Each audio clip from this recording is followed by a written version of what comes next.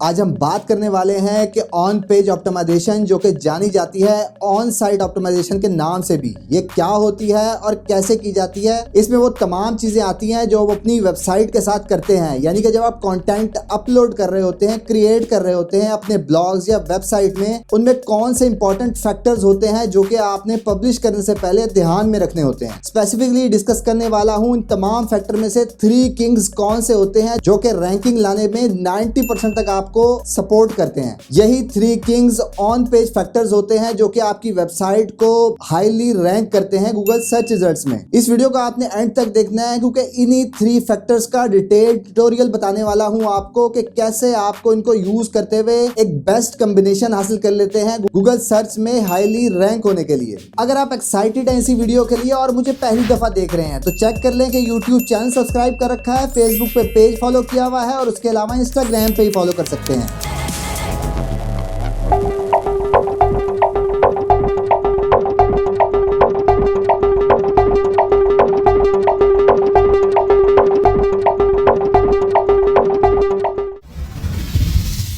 जी हाँ, मैं हूं Asbar, digital marketer, project consultant and commercial blogger. जब भी आपको न्यू ब्लॉग या वेबसाइट सेटअप करते हैं उसके बाद सबसे मेन चीज जो आपने उसके ऊपर अप्लाई करनी होती है वो होती है आर्टिकल सबमिशन, यानी कि अपनी एक ब्लॉग पोस्ट क्रिएट करते हैं जिसमें आप अपना आर्टिकल क्रिएट करते हैं गूगल की सर्च इंजन की गाइडलाइंस को ध्यान में रखते हुए। तो उसी में मेन फैक्टर्स का आपको बताऊंगा कि कौन कौन से मेन फैक्टर्स होते हैं और उसमें 3 मेन फैक्टर्स कौन से होते हैं जिन्हें 3 किंग्स के नाम से भी जाना जाता है। ये 3 किंग्स बहुत ज्यादा इंपॉर्टेंट रोल रखते हैं, यानी कि इसकी इंपॉर्टेंस इतनी ज्यादा है कि जिसको मैं वर्ड्स में एक्सप्लेन नहीं कर सकता। अब मैं क्योंकि कंसल्टेंसी प्रोवाइड करता हूं तो मैंने 90% ऑफ द केसेस में ये देखा है कि जब ये 3 फैक्टर्स उन प्रोजेक्ट्स पे अप्लाई हुए हैं तो उन्होंने अपनी ग्रोथ 500 to 1000 प्लस तक टच की है इस ऑप्टिमाइजेशन को फॉलो करते हुए। ये है तो बहुत बेसिक्स की बात, पर इसके रिजल्ट्स जब मैं आपको इस वीडियो में दिखाऊंगा तो आप देख सकते हैं कि ग्राफ किस तरह स्पाइक लगाता है अगर आप इसी स्टैंडर्ड प्रैक्टिसेस जो मैं आगे इस वीडियो में बताने वाला हूं उसको फॉलो कर लेते हैं तो। और यही 3 किंग्स होते हैं जो कि आपकी वेरिएशंस बनाते हैं, यानी कि आप एक आर्टिकल पब्लिश करते हैं और वो 100,000 कीवर्ड के साथ रैंक होने लग जाता है गूगल सर्च में। और जब भी मैंने कोई वेबसाइट परचेज करनी होती है तो सबसे पहले ऑडिट में मैं इन्हीं 3 चीजों को फोकस करता हूं, क्योंकि मुझे पता होता है कि अगर ऐसी वेबसाइट जो ऑलरेडी इन फैक्टर्स पर फुलफिल हो रही है वो बाय की जाएगी तो फ्यूचर में मुझे मैक्सिमम रिटर्न्स हासिल होते हैं उसको सेल आउट करने के बाद। अगर आप बिगिनर हैं और ऑन साइट ऑप्टिमाइजेशन के बारे में आपको मालूम नहीं कि ये क्या काम करती है तो इसकी आसान एग्जांपल ये है कि लेट्स सपोज आपके पास लैपटॉप है, तो लैपटॉप में जो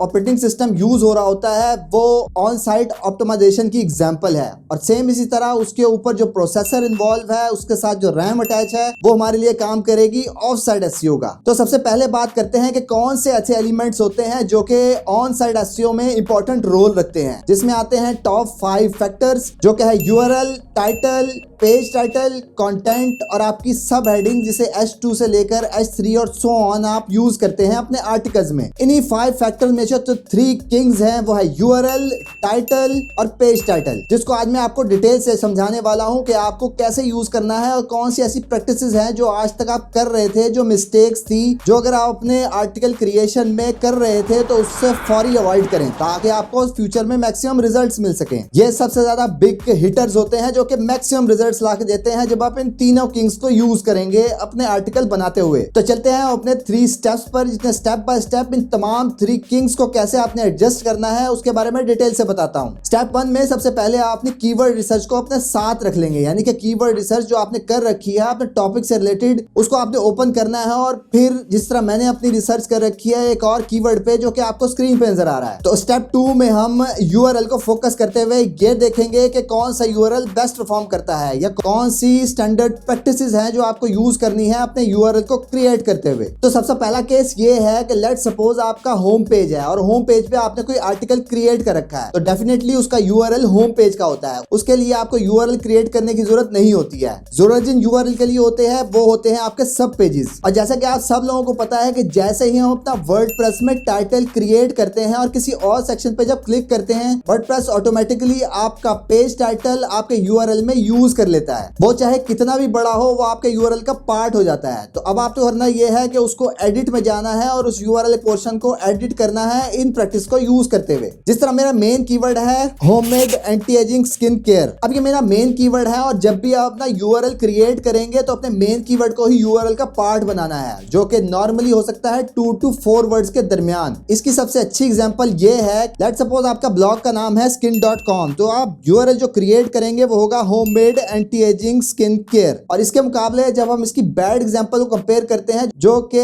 स्टैंडर्ड प्रैक्टिसेस को फॉलो नहीं करता, वो ये है skin.com full anti ageing serum review 2021। ये बिल्कुल ऐसा ही यूआरएल है जो बाय डिफॉल्ट क्रिएट हो जाता है जब भी आप अपना टाइटल पोस्ट टाइटल में क्रिएट करते हैं। तो इसको आपने एडिट करना है। ये बैड प्रैक्टिस है, इतने लंबे यूआरएल सर्च इंजन फ्रेंडली नहीं होते हैं। और दूसरी चीज इसका आपने ख्याल रखना है वो ये है कि आपने रिपीटिशन नहीं करनी कीवर्ड्स की अपने यूआरएल में। उसकी आइडियल एग्जांपल ये है कि लेट्स सपोज आपकी वेबसाइट का नाम है remedy.com। अब इसमें यूआरएल क्रिएट हुआ homemade anti ageing skin care. ये तो आइडियल प्रैक्टिस है, इसमें कोई भी वर्ड रिपीट नहीं हो रहा है। पर इसकी जो बैड एग्जांपल हो सकती है वो ये है, लेट्स सपोज आपके ब्लॉग का नाम है anti-aging.com और आप अपना यूआरएल क्रिएट कर देते हैं homemade anti ageing skin care. अब आप इसमें क्लियरली देख सकते हैं कि एंटी एजिंग का वर्ड 2 टाइम्स रिपीट हो रहा है आपके यूआरएल में, जो कि सर्च इंजन फ्रेंडली नहीं है क्योंकि इसमें आप कीवर्ड स्टफिंग कर रहे हैं। ये स्पैमिंग के एरिया में जाता है जब भी आप किसी भी कीवर्ड को रिपीट करते हैं जहां उसकी जरूरत नहीं होती है। और यूआरएल को क्रिएट करते हुए एक और रूल है जो आपने याद रखना है, वो ये है हमेशा आपका मेन कीवर्ड आपने यूज करना है अपने यूआरएल में। जिस तरह मेरा मेन कीवर्ड था homemade anti ageing skin care, इसको यूआरएल क्रिएट किया। इसमें आप क्लियरली देख सकते हैं ना ये बहुत ज्यादा लंबा हो रहा है, ना इसमें किसी भी टाइप की रेपिटेशन यूज हो रही है, जो कि स्टैंडर्ड प्रैक्टिस को फॉलो करता है और बेस्ट एग्जांपल है यूआरएल क्रिएट करने के लिए। तो अब जब भी आप अपना यूआरएल क्रिएट करेंगे, इन तमाम रूल्स को जो मैंने आपको एक्सप्लेन किए हैं उसको बनाने से पहले ये तमाम चीजें ध्यान में रखनी है। नंबर 3 पे आता है एसईओ टाइटल ऑप्टिमाइजेशन। अब सबसे पहले समझते हैं कि आखिर टाइटल ऑप्टिमाइजेशन होती क्या है या स्पेसिफिकली टाइटल क्या चीज होती है। जब भी आप कोई वेब पेज ओपन करते हैं या ऑलरेडी आपने कोई आर्टिकल अपना ब्लॉग में क्रिएट कर रखा है, उसके यूआरएल को ओपन करेंगे, राइट क्लिक करेंगे और उसमें से पेज सोर्स के ऑप्शन को सिलेक्ट करेंगे। यहाँ आप टाइटल फाइंड कराएंगे और ये वो टाइटल है स्पेसिफिकली जो आपका पोस्ट का टाइटल है, पेज का टाइटल है, जो कि गूगल के एसईआरपी में शो होना है। अब इसको क्रिएट करना है, उसके लिए हम आगे एग्जांपल्स पे चलते हैं। जैसे कि मैंने आपको बता दिया है कि टाइटल का बहुत ज्यादा इंपॉर्टेंट रोल है क्योंकि ये गूगल में शो होना है और पहला इंप्रेशन आपके टाइटल से ही पड़ता है आपके रीडर्स पर। सबसे पहला रूल ये है कि आपके कैरेक्टर लिमिट 60 to 64 से ज्यादा नहीं होनी चाहिए, यानी कि आपका टोटल वर्ड काउंट के कैरेक्टर लिमिट 60 to 64 से ज्यादा नहीं होने चाहिए। और जो आपका मेन कीवर्ड है उसको कभी भी आपने ब्रेक नहीं करना अपने टाइटल में। इस तरह हमारा कीवर्ड है homemade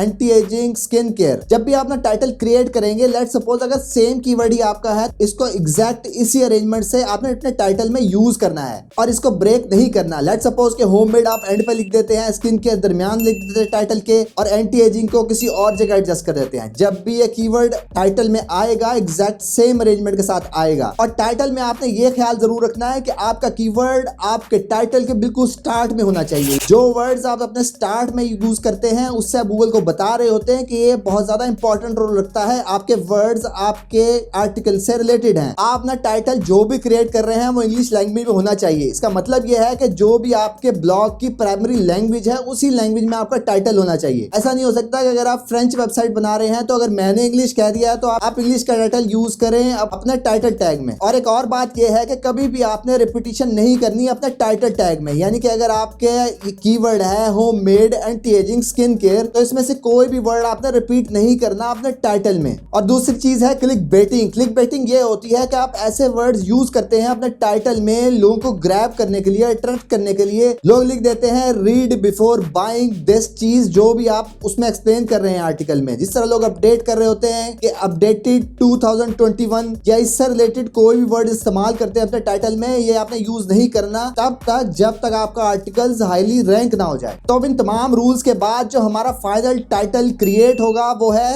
homemade anti ageing skin care recipes DIY face mask cream. इस तमाम टाइटल में जितने भी वर्ड्स एक्सप्लेन हो रहे हैं वो हमारे टॉप 5 to 10 कीवर्ड जो मेरी लिस्ट में है उसको कंबाइन करके मैंने टाइटल क्रिएट किया है, जिसमें तमाम वर्ड जो आप देख रहे हैं वो सारे इसमें अवेलेबल हैं जो मेरे मेरे कीवर्ड लिस्ट का पार्ट थे। स्टेप 4 है पेज टाइटल। पेज टाइटल वो टाइटल होता है जब भी आपको न्यू पोस्ट क्रिएट करते हैं, सबसे पहली हेडिंग जो होती है वो आपकी टाइटल टैग कहलाती है। यही आपका टाइटल टैग H1 में भी यूज होता है, इसे हेडिंग 1 भी कहा जाता है। तो बहुत सारी थीम्स ऐसी होती हैं जो मल्टीपल H1 क्रिएट कर रही होती है, तो आपने थीम सेलेक्ट करते हुए ये ध्यान रखना है कि वो थीम मल्टीपल हेडिंग 1 ना यूज कर रही हो, क्योंकि ये SEO फ्रेंडली प्रैक्टिस नहीं है। तो थीम सेलेक्ट करते हुए इस चीज का ध्यान रखना है कि एक पेज से सिर्फ एक ही हेडिंग 1 क्रिएट हो रही हो। अब हम बात करते हैं कि पेज टाइटल क्रिएट करते हुए आपने कौन से रूल्स को फोकस रखना है। तो सबसे पहला रूल तो यही होगा, जो हमने टाइटल क्रिएट करते हुए जो रूल्स बनाए थे सेम वही रूल्स अप्लाई होंगे। इंपॉर्टेंट बात यह है कि जो आपका पेज टाइटल होगा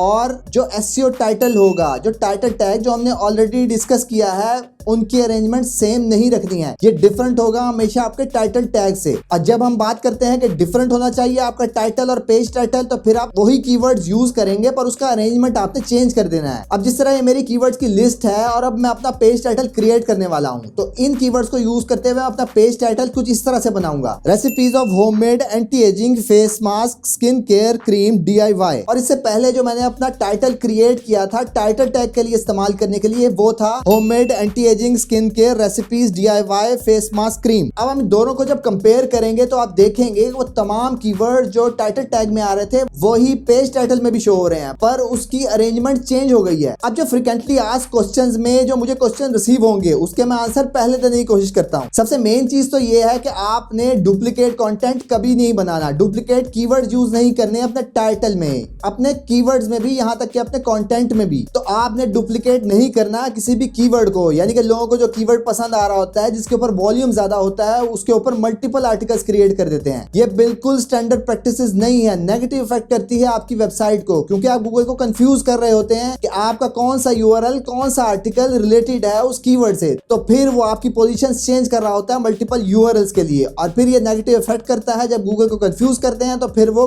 किसी भी URL को हाईली रैंक नहीं करता है। तो इसलिए अगर आप ऐसी प्रैक्टिस को फॉलो कर रहे थे तो उसको रिवाइज करें। इसके ऊपर मैं डिटेल वीडियो बनाऊंगा क्योंकि ये बहुत ही इंपॉर्टेंट फैक्टर है, इसको एग्जाम्पल के साथ शेयर करना जरूरी है। तो तब तक आप इंतजार करें, पर इस बात को याद रखना है कि आपने डुप्लीकेट नहीं करना, किसी कीवर्ड को भी अपने टाइटल या कंटेंट में बार बार यूज नहीं करना मल्टीपल आर्टिकल्स में। जिस तरह अगर आप एफिलिएट मार्केटिंग से रिलेटेड है, एफिलिएट ब्लॉगिंग करते हैं और आपने लैपटॉप के ऊपर कोई ब्लॉग क्रिएट कर रखा है, आप एक्सप्लेन कर रहे हैं अपने आर्टिकल्स में लैपटॉप अंडर $100, लैपटॉप अंडर $500, $1000 या $5000, तो फिर आप इस केस में रेपिटेशन कर सकते हैं, क्योंकि आप मुख्तलिफ टाइप की ऑडियंस को जो कि डिफरेंट टाइप ऑफ प्राइस में फॉल करते हैं उनको टारगेट कर रहे हैं। इस केस में हो सकता है कि आप इसको यूज करें, पर फिर भी आपने डुप्लीकेशन का फैक्टर ध्यान में रखना है। और अब उसके लिए आसान हल यह है कि आप कंपटीटर को फॉलो करें और उनकी प्रैक्टिसेस, उनका मॉडल को देखें अगर आप कंफ्यूज हैं किसी भी एंड पे। अब आप सोच रहे होंगे कंटेंट के बारे में नहीं बताया, इमेजेस के बारे में नहीं बताया, सब हेडिंग्स के बारे में नहीं बताया। तो जैसे मैंने आपको पहले स्टार्ट में बताया था, ये वीडियो स्पेसिफिक है उन 3 किंग्स के बारे में, तो मैंने उसी को अपनी इस वीडियो में डिस्कस किया है। पर फ्यूचर की वीडियोस में इन तमाम चीजों का डिटेल आइडिया दूंगा, क्योंकि इनकी अपनी इंपॉर्टेंस अपनी जगह बाकी है। ये थी आज की डिटेल वीडियो उन 3 किंग्स के बारे में जो कि बहुत ही ज्यादा इंपॉर्टेंट रोल रखते हैं, और मैंने खुद भी जैसे आपको बताया है कि बहुत अच्छे रिजल्ट रिसीव किए हैं कि अगर आप SEO के तमाम फैक्टर्स को भी फॉलो कर रहे होंगे, और अगर आपने इन 3 को फोकस नहीं किया होगा तो आपको मैक्सिमम ग्रोथ नहीं हासिल होने वाली। तो इसके लिए तमाम फैक्टर्स को फोकस रखना है, और सबसे पहले प्रायोरिटी बना लें अपनी चेकलिस्ट में कि जब भी आप आर्टिकल क्रिएट करें उन